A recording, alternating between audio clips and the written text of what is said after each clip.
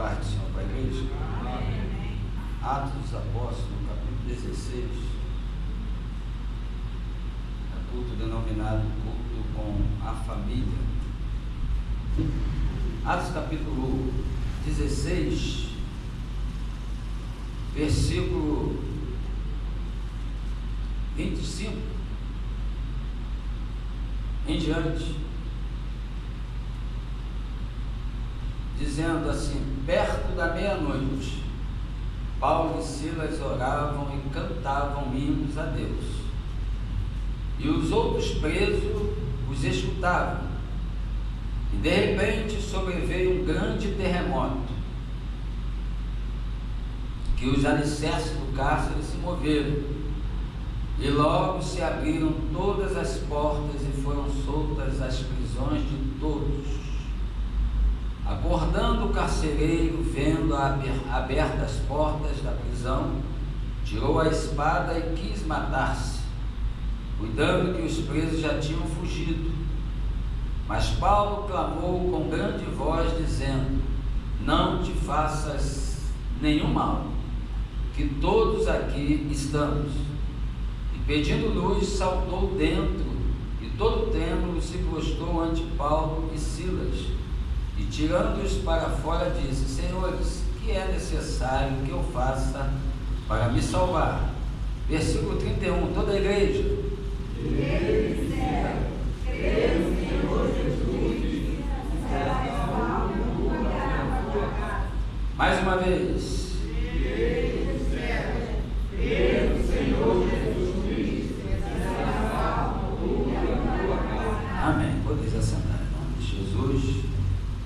Glória a Deus. Esse texto aqui é muito interessante, que Paulo foi levantado chamado por Jesus naquela estrada para pregar aos gentios, e ele se empenhou muito bem no seu chamado segundo o propósito de Deus. No capítulo 16, propriamente dito, no versículo 6, 5 e 6,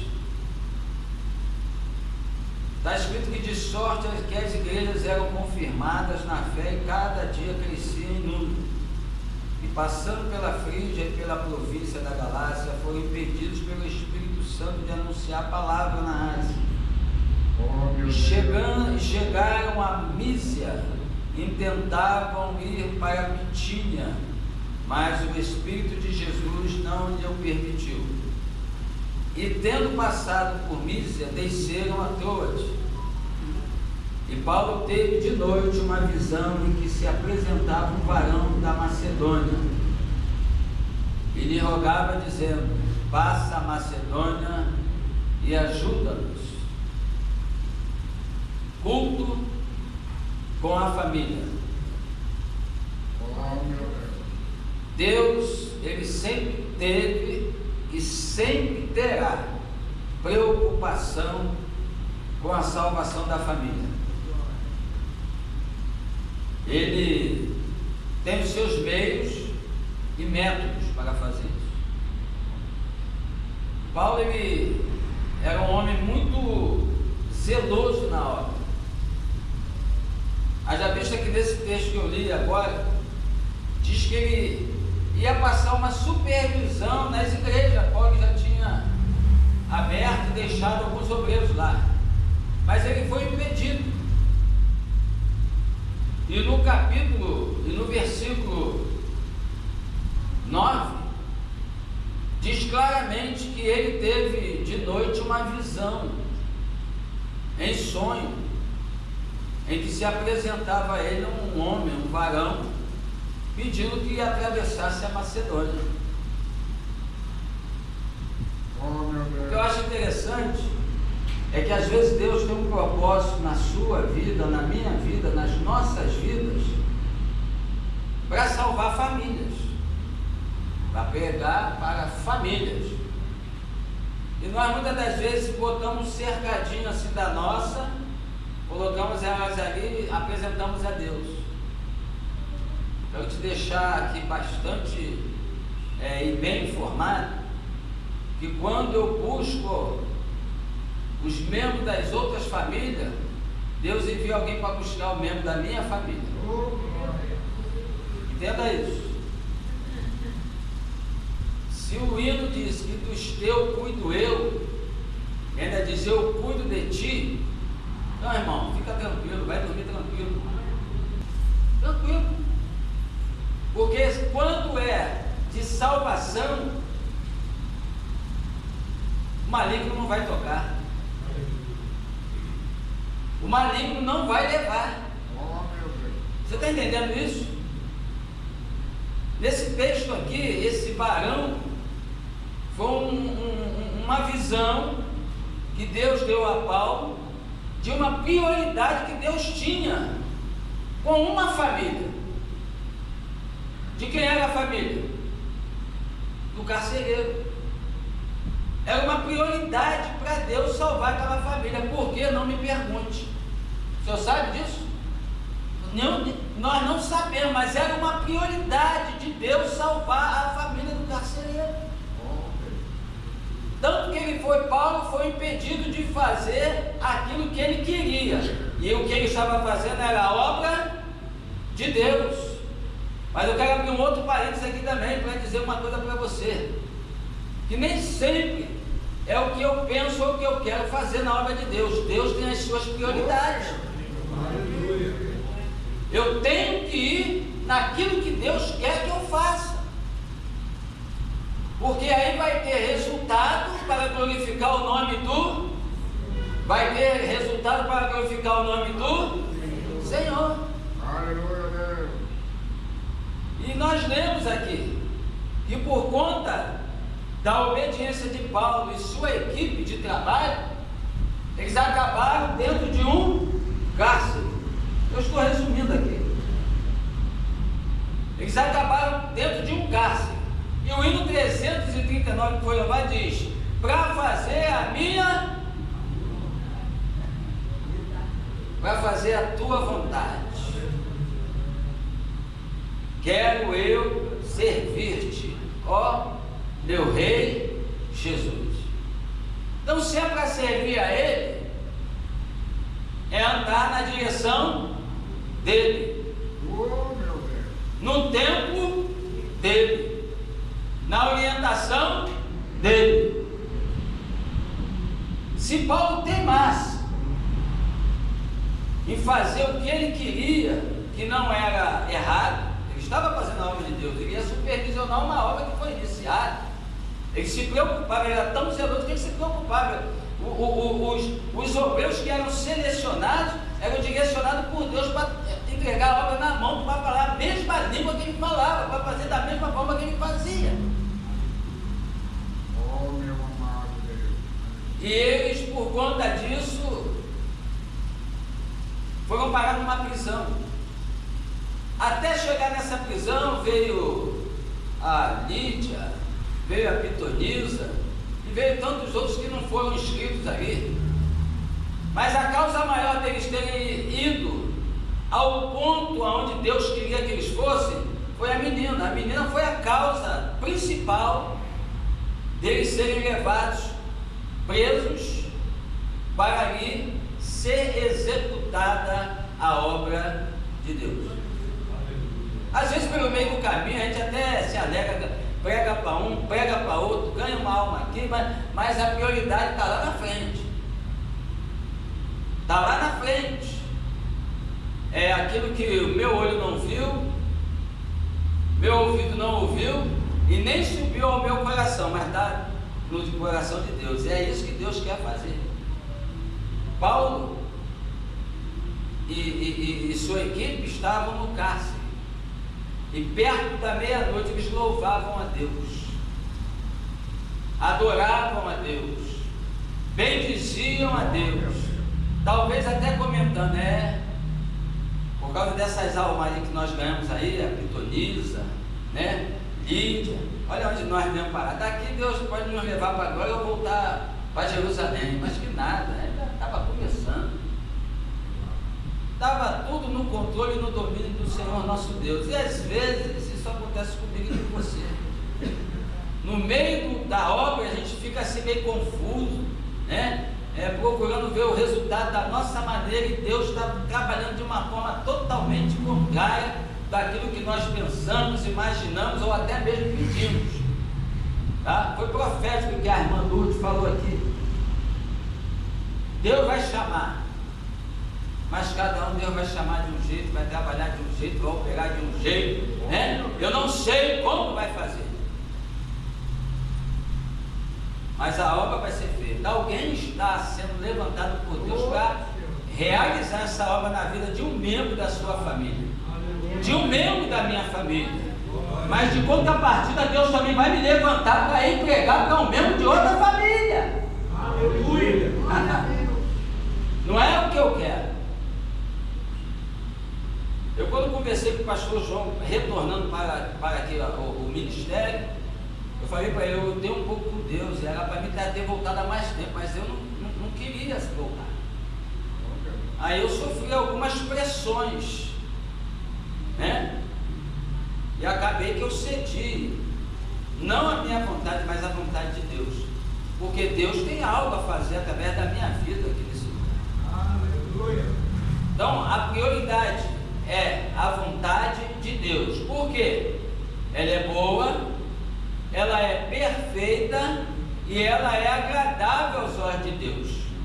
Nem tudo que eu faço direcionado para Deus pode estar agradando a Ele, pode estar dentro da vontade dele, ou pode ser do jeito que ele quer. Então precisamos entender que Paulo, ele, quando teve a visão, ele obedeceu à vontade de Deus. Ficou, então, o Espírito Santo, aonde que é a obra?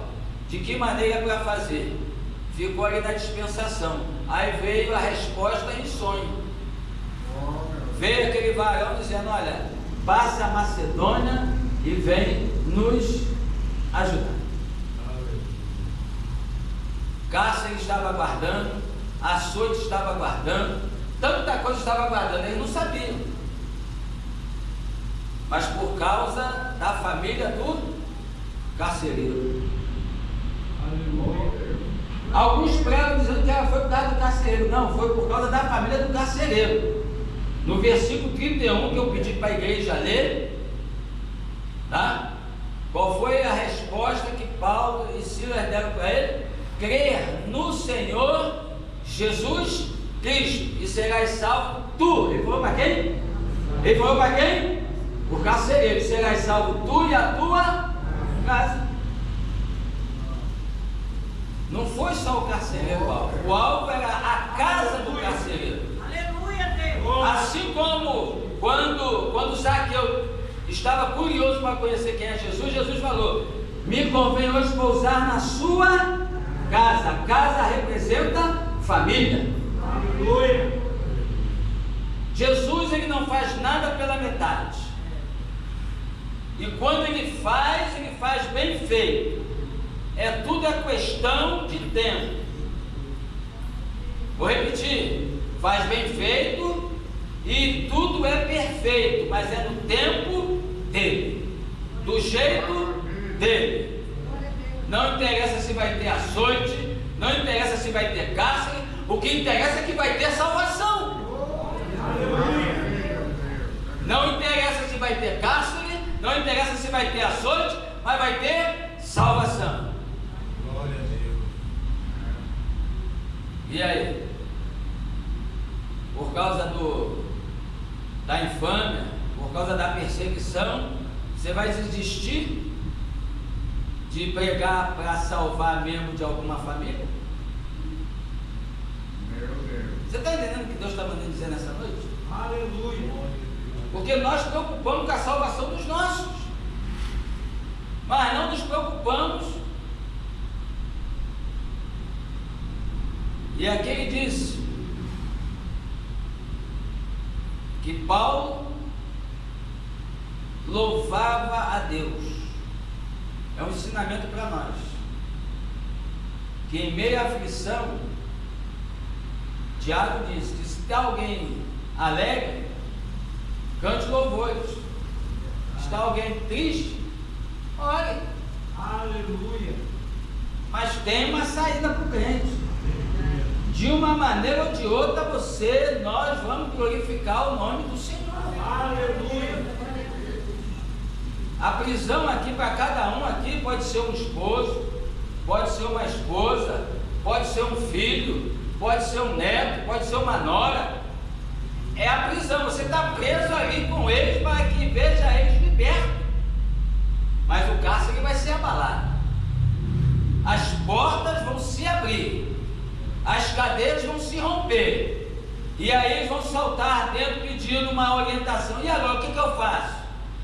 Volta para Jesus, se arrependa, para que sejam apagados os seus pecados. É o que eles vão ouvir. Mas Paulo e Silas não sabiam qual era o mistério.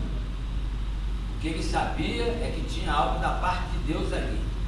Para acontecer tanta coisa do jeito que aconteceu com eles, ele sabia que o final ia ser glorificação ao nome do Senhor. Vou seguir aqui. Versículo 33, 32 e 33 em diante diz assim: e lhes pregaram a palavra do Senhor, e a todos os que estavam em sua casa. Paulo e Silas já estavam libertos da prisão, foram levados para a casa do carcereiro para ser tratadas as feridas, e ali, enquanto era tratado, era pregada a palavra. Enquanto era tratado, era anunciado o evangelho do reino de Deus. Então, levando-os à sua casa, lhes pôs a mesa, e na sua crença em Deus, alegrou-se com toda a sua casa. Presta bem atenção. E sendo já dia, os magistrados mandaram quadrilheiros soltar aqueles homens. O carcereiro anunciou a Paulo estas palavras, dizendo: os magistrados mandaram que vos soltasse agora, pois sai e ide em paz. Houve um questionamento de Paulo, né? Houve um questionamento, e ali ele entrou no natural, né? Ele não sabia que quem botou ele lá na cadeia foi Deus, quem permitiu tudo foi Deus. E aí, quando a gente volta ao natural, a gente quer cobrar, né? Ah, porque tu me humilhou, não sei o quê, essas coisas todas, não é verdade? Mas o que importa é que as marcas do Evangelho vão ficar sempre na nossa vida, e os resultados vão ser para glorificar o nome do Senhor. Os resultados vão ficar para a experiência daqueles que fazem a vontade de Deus. Crer no Senhor Jesus Cristo, e serás salvo tu e a tua casa. Só crer. Quando você for pregar para alguém na rua, é como se você estivesse pregando para alguém da sua família. Pregue com amor, pregue com fé, pregue com confiança, porque quando você vê alguém sendo salvo através da sua pregação, alguém vai alcançar os seus também. Bota isso no teu coração, tá? Paulo e Silas estavam envolvidos na obra de Deus, e eles só viam resultados que glorificavam ao nome do Senhor nosso Deus. Então fica aqui a dica para nós, tá? Você que tem entes queridos afastados, vá pregar o Evangelho do reino, mas vá com amor, vá com fé, vá com sinceridade, tá? E você vai ver o resultado, tá bom? O resultado na vida de Paulo era sempre quase que o mesmo: era perseguição, calúnia, infâmia, rejeição, mas em tudo ele glorificava a Deus. Tá? Em tudo ele exaltava o nome do Senhor nosso Deus. Vou ler de novo o 31 para fechar a mensagem. E eles disseram: crer no Senhor Jesus Cristo, e serás salvo, tu e a tua casa. eu posso fazer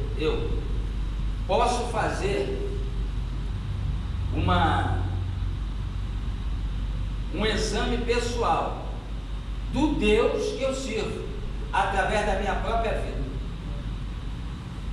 Quem eu fui e quem eu sou hoje. Só Deus vai fazer o que Ele fez e o que Ele continua fazendo. Então, se eu pregar, crendo que Deus pode fazer muito mais do que fez na minha vida, pode fazer no outro, pronto. Por isso que Ele diz: crê no Senhor Jesus Cristo e serás salvo, tu e a tua casa. Você tem que pregar crendo, como se fosse para você mesmo. Você é o testemunho vivo do poder da palavra de Deus, é isso. Então, se fez em você, vai fazer muito mais na vida dos seus.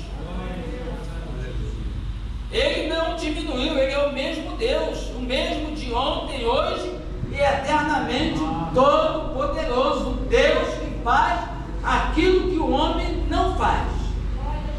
Eu estava conversando isso lá no meu trabalho.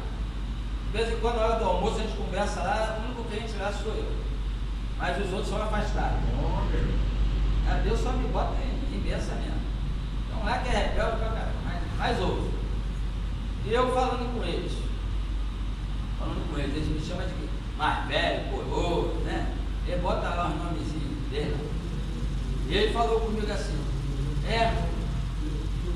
Deus ele é fiel. Eu falei: como é fiel? Só eu sei como Ele é fiel, tá? Quem experimentou a fidelidade de Deus misturado com a misericórdia pode dizer que Ele é fiel mesmo, mas fiel independente do que Ele faça de benefício para a sua vida. Ele é fiel porque tudo que Ele promete Ele cumpre. Passará céus e terra, mas a sua palavra na vida da sua família, na vida da minha família, não vai passar. O que há de ser salvo será salvo, o que há de ser liberto será liberto. Nem que ele tenha que colocar alguém no cárcere, nem que ele tenha que permitir açoite na vida de alguém, mas os seus serão alcançados, como foi a vida da família desse carcereiro. O alvo era a família do carcereiro, e o carcereiro foi aquele que Deus usou para entrar dentro da casa dele. E o interessante aí na fraternidade, para me fechar, eu falei assim para o pastor João, não vou ficar distribuindo folheto para ninguém não. Eu falei com ele: o evangelho, ele tem que entrar nas casas. Então a pessoa está lá na porta: boa tarde, tudo bom? Tudo bom? Nós estamos aqui, nós fazemos, a nossa igreja é ali embaixo, tá? Vocês aceitam uma oração? Aceito. Aí entra. É assim que está sendo pregado lá. A gente não está chamando ninguém para ir para o culto. A gente está fazendo culto na rua, dentro da casa da pessoa, eles estão deixando. Mas uma hora esse povo vai vir assim, igual, já viu o pastor na frente das ovelhas vindo atrás? Vai ser assim mesmo. Porque alguém precisa ir lá pregar o evangelho.